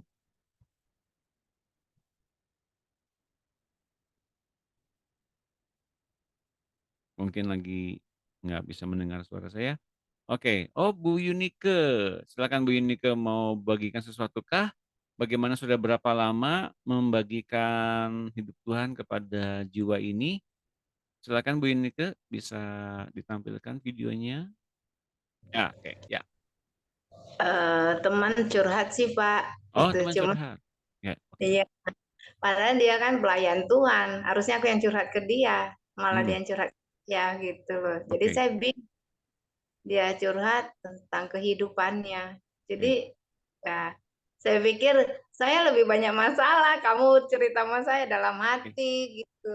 Oke. Tapi saya pikir gini, dia kan pelayan Tuhan gitu loh. Kenapa lemah gitu loh Pak? Dalam hati saya aja gitu. Terus saya cuma bilang gini, kamu ya harus banyak doa juga sama Tuhan, aku bilang gitu. Tanya Tuhan di dalam pelayanan kamu apa, aku bilang gitu. Jadi itu tentang kehidupan keluarga dia, orang tuanya, adik-adiknya gitu loh Pak. Ya. Terus terutama finansial. Jadi saya pikir saya yang paling terpuruk di dunia ini Pak. Saya pikir gitu. Oke. Ternyata kalau mengingat kehidupan saya sedih gitu loh. Ya. Saya merasa saya terpuruk di dunia ini gitu. Kehidupan saya gitu. Ya. Ternyata ada orang datang ke saya curhat lebih terpuruk, dia merasa gitu. Saya bilang, ya kita sama-sama anak Tuhan kan. Aku bilang, cuma saya nggak pelayan Tuhan di rumah. Kamu kan pelayan. Harusnya kamu lebih kuat. Terus mungkin kamu dengan baca firman, kamu lebih kuat. Aku bilang gitu. Iya Kak, tapi curhat lagi dia. Jadi saya pusing Pak. Itu bagaimana caranya Pak saya menghadapi teman kayak gitu. Saya aja banyak masalah. Nah, ini Kasih banyak solusi. sekali ya. Ini banyak sekali kejadian seperti begitu ya. Saya kok banyak masalah kok dengerin orang bermasalah. Ya makin mumet lah saya Pak. Kan gitu ya. Wajar. Wajar nggak sih Pak kayak gitu? Ya untuk sementara saya bilang wajar. Ya Tuhan pertemukan dengan orang yang semakin dalam masalahnya dan semakin pelik masalahnya, kita bersyukur, wah ternyata orang punya masalah lebih banyak ya dibanding saya. Ya oke, sementara masih boleh lah gitu ya. Tapi ingat ini teman-teman Bapak Ibu sekalian, satu kebenaran yang saya terus pegang terus menerus ya. Di mana kita sedang menghadapi bagaimana tertekan, bagaimana banyak tekanan, bagaimana ada suatu masalah, berbagai banyak masalah, rasanya hidup masih belum benar juga gitu ya, masih bertemu juga, masih belum banyak tahu juga gitu ya. Saya mendapati ini, bukan berarti kita nunggu sempurna dulu maka Tuhan pakai. Tunggu kita baik dulu, nunggu kita baik biasa maka Tuhan pakai. Justru Tuhan perlihatkan kepada kita orang-orang itu agar kita bisa mengerti kemurahan Tuhan atas kita selama ini. Fokus ke Tuhannya, jangan fokus ke kitanya. Bukan fokus ke orangnya, fokus ke Tuhannya yang memberikan pada kita kehidupan. Kalau kita mendengarkan setiap curhatan orang, kita pun akan lelah. Mengapa? Karena kita sedang dibebani juga dengan masalah-masalah orang. Dan bagi para perempuan-perempuan kan terbiasa untuk mendengar ini dan perasaannya jalan ya. Oke, itu masih bagus. Jangan sampai nggak empati juga. Tapi lihat, Tuhan yang beri kekuatan, Tuhan yang beri kelepasan juga. Jangan kepikiran terus ketika orang yang kita mendengar curhatnya, kita jadi kepikiran setelah itu, jangan-jangan saya juga seperti begitu ya. Nah, itu salahnya kita. Kenapa? Karena kita bawa beban itu ke dalam hati kita, bukan ke Tuhan. Tahukah Bapak Ibu sekalian teman-teman, kita ini adalah rumah Allah juga. Rumahnya Allah. Rumahnya Allah beraktivitas. Bahkan teman-teman dalam Yohanes 7 ayat 38. Lihat ini Yohanes 7 ayat 38. Yohanes 7 ayat 38. Barang siapa percaya kepadaku seperti yang dikatakan oleh kitab suci, dari dalam hatinya akan mengalir aliran-aliran air hidup.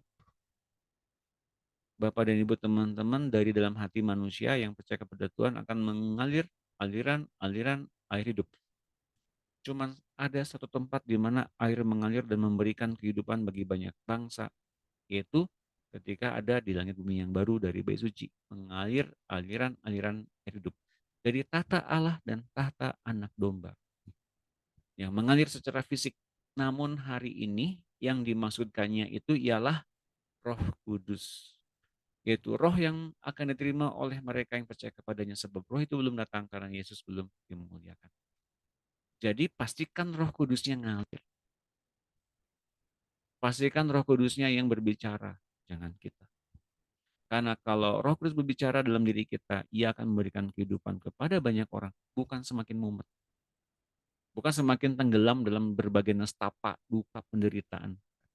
Tapi orang yang mendengarkan Roh Kudus akan diberikan penghiburan. Dan bahkan kesejukan, kelemah lembutan. Untuk mau digiringin sama Tuhan, dipasangin kuk sama Tuhan, diarahin sama Tuhan kepada arahan yang tepat.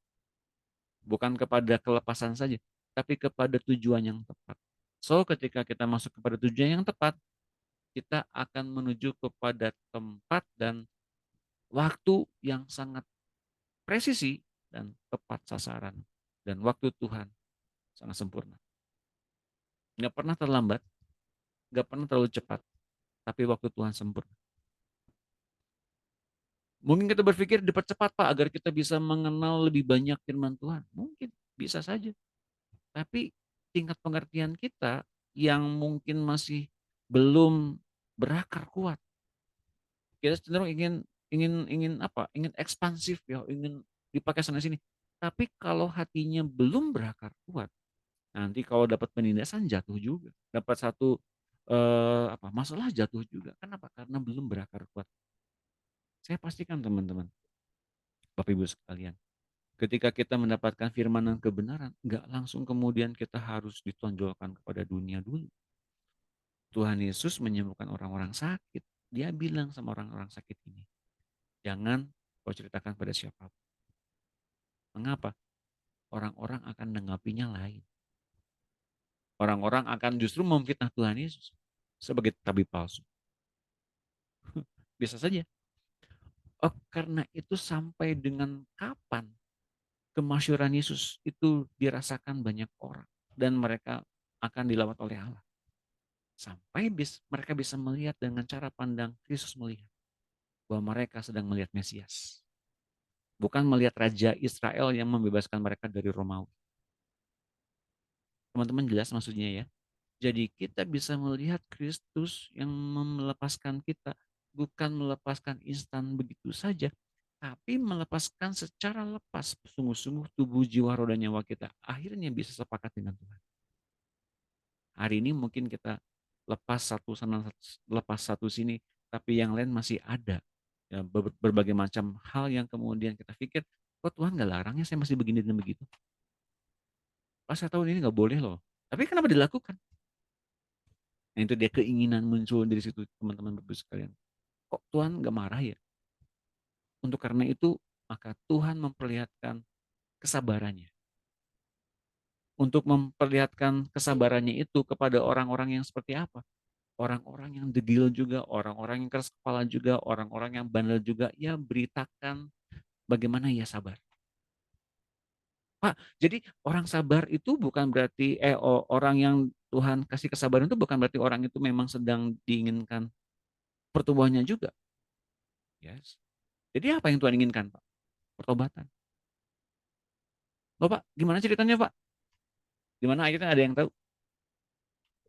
Tuhan nunggu kita berubah dan Tuhan sabar. Tapi Tuhan sabar kepada siapa? Tahu nggak, teman-teman, Bapak Ibu sekalian? Tuhan yang sekarang sedang sabar banget sama kita, menunggu kita diubahkan itu adalah Tuhan yang menantikan buah-buah kebenaran itu muncul. Tapi karena kemudian kalau kitanya degil, nakal, bandel begitu, apakah itu Tuhan tetap sabar? Sabar. Tapi hati-hati itu arahnya kemana? Pengen tahu kemana arahnya? Yuk kita lihat. Roma 9. Roma 9.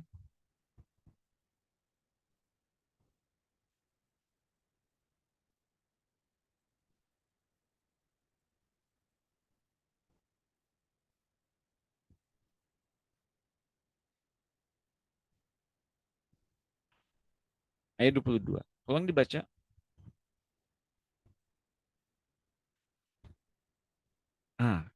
Ada yang bisa baca? Oke. Silakan dibaca oleh, adakah Ibu Mundi? Silakan Bu Mundi.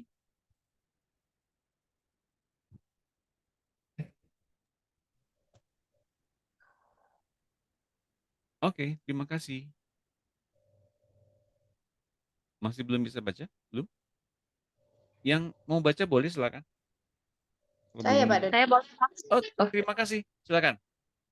Siapa? Maaf Pak, Zoom-nya saya hilang ini barusan Pak. Hilang. Wow. Sekarang udah ditemukan ya. Silakan Bu.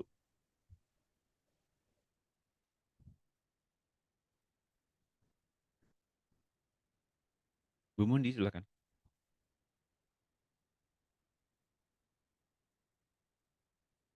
Halo, tes. Mungkin mikrofonnya? Saya pakai ya, Pak. Boleh silakan. Ya. Ini Ibu Mulia atau siapa yang mau baca? Bu Mundi ada? Iya, aduh dari tadi tuh berarti nggak saya pencet ya Pak ini. Duh, mikrofonnya. Ya iya. Silakan. Iya. Ya Oke. udah silakan dulu deh Pak. Silakan Oke. ini. Silakan. Oke, boleh. Ibu Ari ya berarti ya? Silakan buat. Baik, Pak. Jadi, kalau untuk menunjukkan murkanya dan menyatakan kuasanya, Allah menaruh kesabaran yang besar terhadap benda-benda kemurkaannya yang telah disiapkan untuk kebinasaan. ayat 23, justru untuk menyatakan kekayaan kemuliaannya atas benda-benda belas kasihannya yang telah dipersiapkannya untuk kemuliaan. Terima kasih Bu Ari. Sama Pak. Teman-teman baca ayat ini pelan-pelan ya. Pelan-pelan dan resapi kebenaran apa yang dituliskan Paulus di sini. Jadi, kalau untuk menunjukkan murkanya dan menyatakan kuasanya, ada dua hal. Allah tuh menunjukin murka dan kuasanya. Allah menaruh kesabaran yang besar terhadap benda-benda kemurkaannya. Siapakah benda-benda kemurkaannya itu? Ya, yang ia sabari. Siapa yang ia sabari? Ya, orang-orang yang bertobat, yang sukar bertobat, yang lambat bertobat, yang sukar diubahkan, yang sukar mengerti isi hati Allah tuh pengennya apa. Nah, Allah sabar kepada mereka. Allah sabar juga kepada orang-orang untuk mereka bisa mengerti isi hatinya. Tapi kalau nggak dipakai kesabarannya itu untuk bertobat, siapnya kemana disiapinya? Untuk binasa. Jelas ya teman-teman? Jadi mengharapkan Allah sabar itu baik. Memang dia sabar. Tapi kalau nggak diubahin, nggak pernah mengerti apa yang Allah inginkan, secara sungguh-sungguh masih bandel gitu ya. Kita tahu kita tuh lagi nyiapin untuk dibinasakan.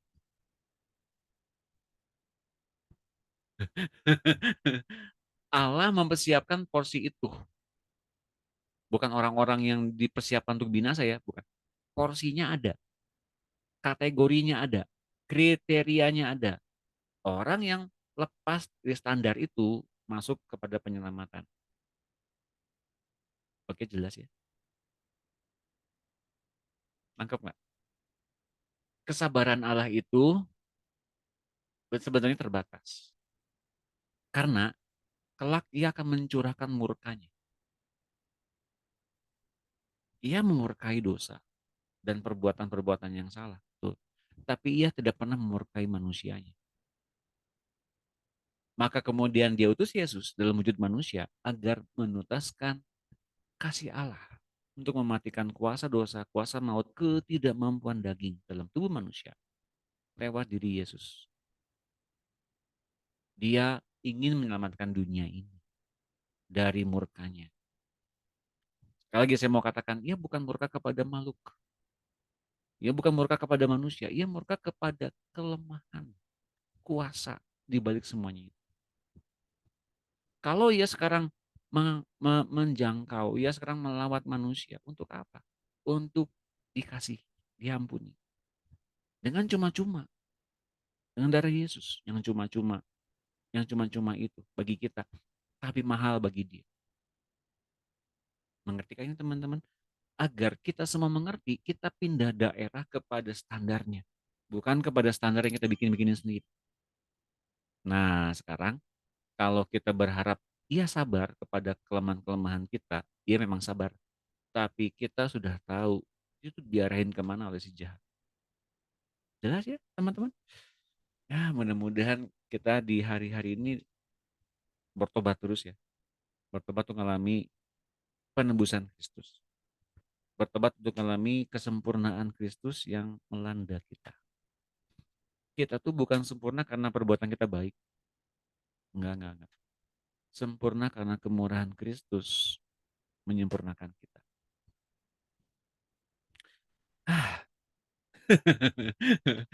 Lega tuh rasanya saya bagikan ini. Kenapa?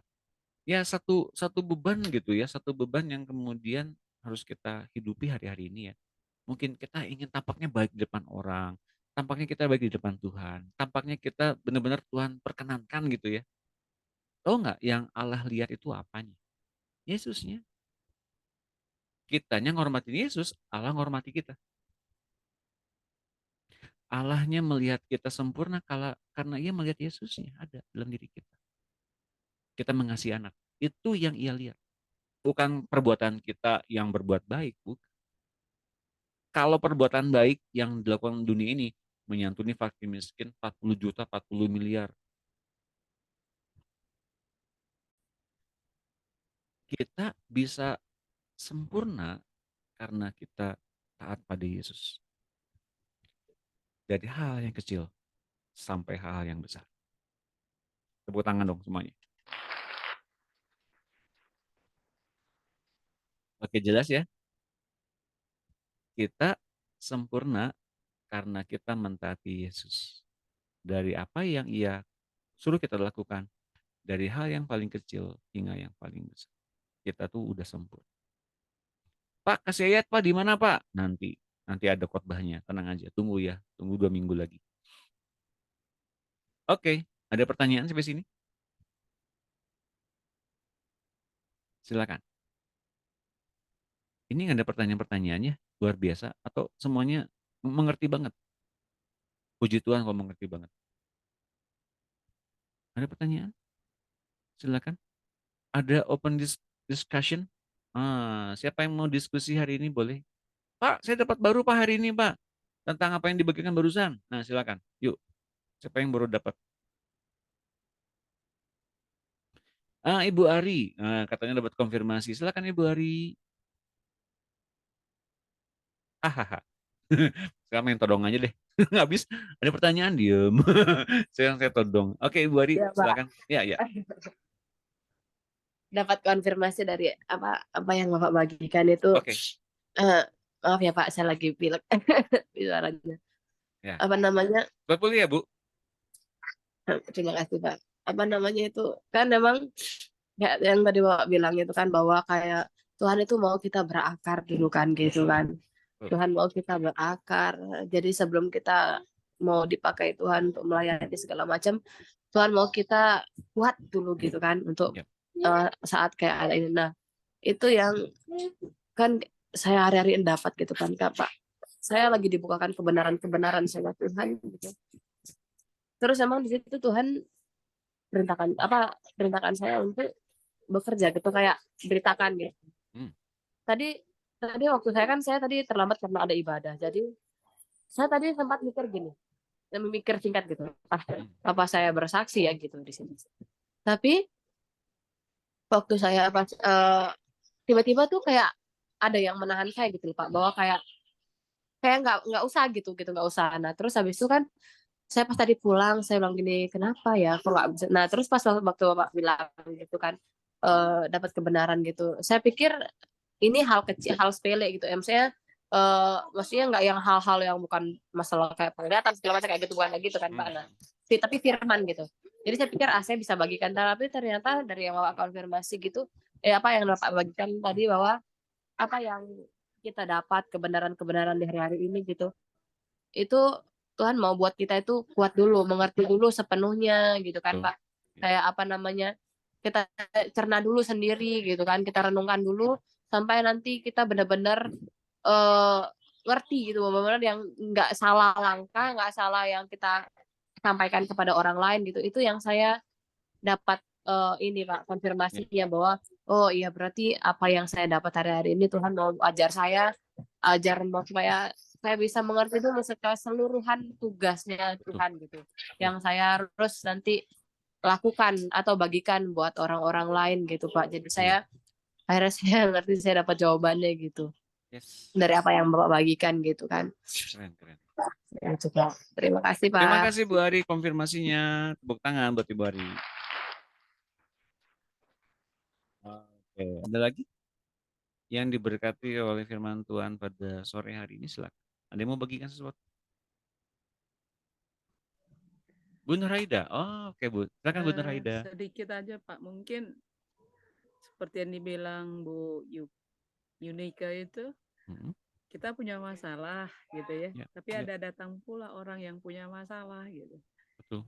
Karena firman Tuhan katakan ya jadi pendengar yang baik gitu. Tapi di waktu dia menceritakan itu, kita jadi dapat solusinya juga buat kita gitu. Betul. Oh iya juga ya gitu. Jadi dia curhat, kita terus sama saja ya, aku pun begitu gitu. Tapi waktu dia curhat itu terus ada jawaban-jawaban yang kita dapat gitu.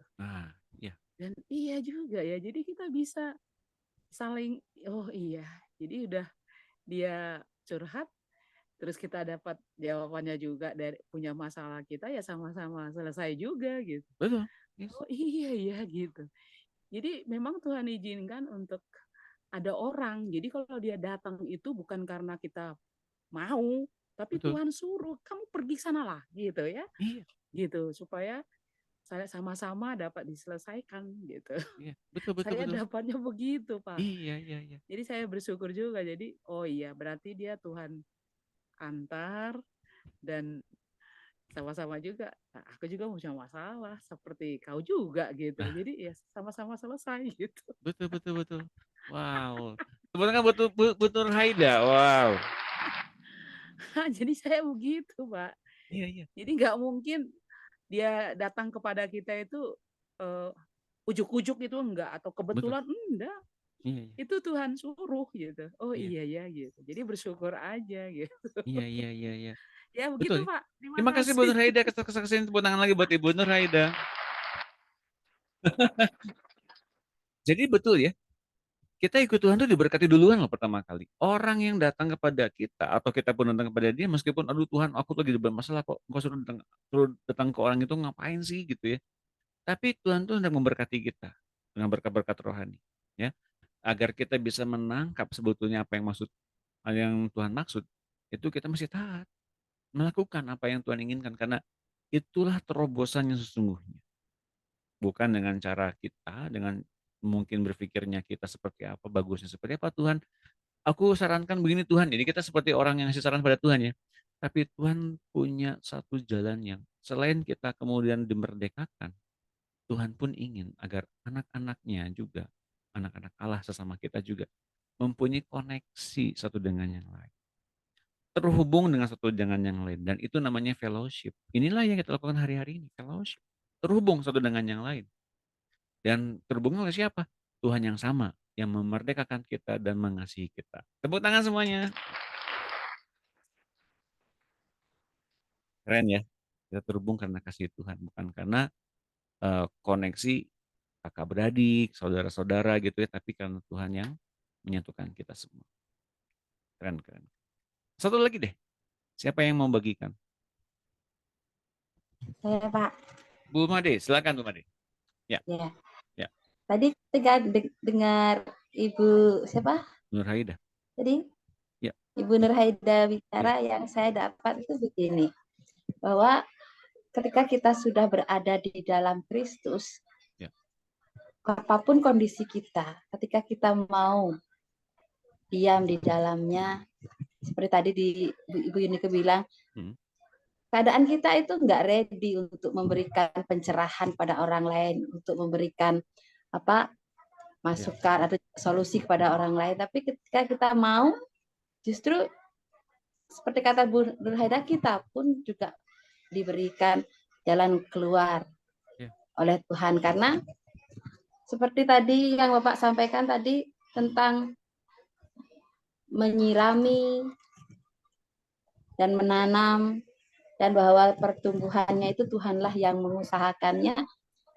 Justru ketika kita sama-sama berada di dalam posisi yang sama, istilahnya sama orang lain itu, sama-sama bermasalah, justru kita akan mendapatkan siraman yang pertama kali.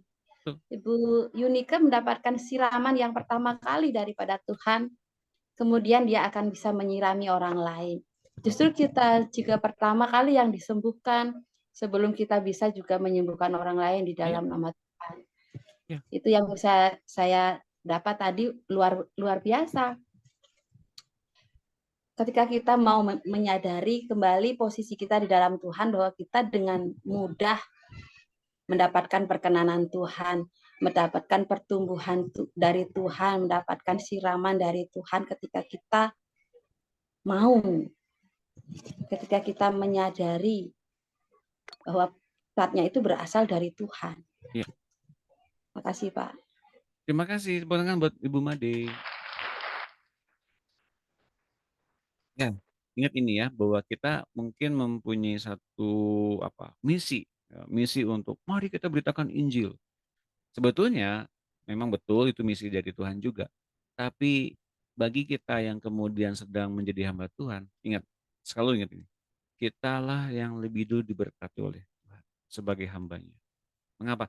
Karena kitalah yang dipulihkan lebih dulu, dilawat Tuhan lebih dulu, diberikan kelepasan lebih dulu, diberikan kelimpahan lebih dulu, untuk melimpahi orang lain dengan kebaikan Tuhan, memberikan kelepasan dari Tuhan kepada orang lain. Dan sebetulnya kalau titik fokusnya dari Tuhan, kita akan terbebas dari setiap beban dan setiap hal ministry yang kita harus lakukan. Yang harus kita lakukan, pelayanan yang harus kita lakukan. Orang mesti kita doakan mesti lepas dong. Nggak harus. Saya katakan nggak harus. Mengapa? Itu mungkin ego kita untuk lepas, lepas, lepas. Orang datang kepada kita mesti dilepaskan dong bebannya. Mungkin itu ego kita, bukan ego Tuhan. Bukan dari Tuhan, mungkin itu ego kita. Jadi mungkin ini beban pelayanan yang mesti kita, yang selalu kita mungkin bawa kemana-mana. Saya mesti, mesti. Coba lepaskan. Terima Tuhan. Terima kelimpahan Tuhan. Terima kehidupan Tuhan. Hingga kalau nanti kelak kita pelayanan lagi capek-capeknya dan kemudian kok gini amat sih Tuhan? Aku tuh pelayanan loh. Kok Tuhan berikan aku masalah begini sih? Nah, itu tumbuhnya begitu. Mengerti ya? Coba terima kehidupan dan kelimpahan Tuhan. Karena kita lagi jadi hambanya, maka nikmati saja Tuhannya dalam setiap apapun masalah hidup kita. Maka kita akan menikmati terus-menerus jalan yang terbuka sampai dengan kita mengalami kelepasan sesungguhnya dari tubuh daging ini. Dan kita menikmati Tuhan yang terus-menerus hingga kita berubah dalam setiap pembaharuan akal budi, kita akhirnya menemukan Tuhan yang sejati dalam diri kita. Tepuk tangan semuanya. Saya tutup dengan satu harapan yang besar bahwa kita semua yang sudah mengalami Kristus juga mengalami kesempurnaan ketaatan Kristus. Dan Ia memberikan kepada kita pembenaran agar kita punya alasan untuk hidup. Alasan untuk hidup itu seperti apa sih? Apa alasan untuk hidup? Agar kita kemudian melimpahi orang-orang dengan hidup Kristus yang kita punya lebih dulu. So, buka hatimu, buka hati kita semua, dan hidupi, penuhkan itu dengan hidupnya Kristus saja. Maka orang-orang akan terkagum-kagum, semakin kagum sama Kristus, bukan sama kitanya. Kalau kemudian kita membawa Kristus dan kekaguman yang hendak dialamatkan kepada kita, kita akan bertanggung jawab. Kita akan memaksa diri kita untuk berbuat baik kepada banyak orang, seperti malaikat. Dan itu sangat capek loh. Serius capek. Hidup bermuka dua itu capek sekali. Saya pernah alami itu. Tapi kalau kita bawa Kristus kemana-mana, kita juga yang pertama kali diberkati, dilawat, disembuhkan luka-luka kita, sebelum akhirnya orang-orang sembuh. Orang-orang yang datang kepada kita pun sembuh oleh karena Tuhan Yesus yang telah menyembuhkan kita. Saya tutup dalam doa. Yuk kita doa. Tuhan Yesus, terima kasih Kau menyembuhkan kami semua. Kau sembuhkan luka kami. Kau sembuhkan akar pahit kami. Kau sembuhkan setiap keraguan, kebimbangan, ketidakpercayaan kami. Bahkan Engkau lepaskan serba berkekurangannya kami. Serba terikatnya kami. Sekarang kami mengikatkan diri kepada Engkau Tuhan dan menjadi seteruh dengan-Mu. Maka silakan Tuhan, kami buka hati, kami buka telinga untuk Kau berbicara banyak. Mengubah pikiran kami lebih banyak lagi. Agar akhirnya pikiran-Mu saja dan perasaan-Mu saja yang hidup. Dan mari Tuhan, kami sekarang membawa-Mu kemana kami pergi. Dan kami percaya, kamilah yang dilawat oleh Engkau terlebih dulu. Kami diberkati lebih dulu. Kami disembuhkan lebih dulu. Kami diberikan kelepasan lebih dulu. Kami diberikan kelimpahan lebih dulu. Untuk akhirnya kami melimpahi, melepaskan, memberikan pengampunan. Karena kami telah diampuni dan diberkati oleh Engkau lebih dulu. Makasih Tuhan Yesus, hamba-Mu selesai bicara. Sekarang teruskan apa yang Kau ingin ajarkan kepada kami semua selepas dari acara ini. Bahkan terus-menerus melimpahi kami dengan kebaikan-Mu, kehidupan-Mu yang berlimpah-limpah itu, bahkan itu semua memancar sampai hidup yang kekal. Terpujilah Engkau Tuhan. Terima kasih Roh Kudus. Mampukan kami untuk mengenal Tuhan Yesus di dunia ini, agar kami dikenal oleh Tuhan juga di dunia yang akan datang. Bapa Surgawi, mari Bapa Engkau yang penuhkan kami dengan hidup-Mu juga. Karena kami membawa Kristus untuk menghadap Engkau.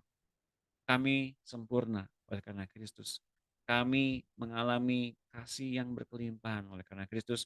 Dan Engkau juga memandang kami sempurna oleh karena Kristus. Maka Bapa silakan, Engkau juga yang bertahta sebagai Bapa kami, Allah kami dalam tubuh ini, untuk berbicara juga, menyampaikan setiap pengajaran, hikmat, dan pewahyuan kepada kami. Dalam nama Tuhan Yesus, kami bersyukur dan kami telah berdoa. Haleluya. Amin. Mari kita berfoto bersama lagi sekali lagi. Terima kasih ya. Keren banget hari ini teman-teman Bapak Ibu sekalian sudah membagikan firman Tuhan. Tepuk tangan lagi semuanya. Oke, yuk kita berfoto bersama. Senyum yang terbaik buat Tuhan. Terima kasih. 1, 2, 3. 1, 2, 3. Terima kasih teman-teman. Tuhan berkati semuanya sampai hari Sabtu. Terima kasih Pak Doni. Terima kasih. Tony. Sehat selalu ya semuanya. Terima kasih teman-teman. Terima kasih Pak Doni. Tuhan berkati. Tuhan berkati. Terima kasih. Bye. Ada Bu Ayu. Dari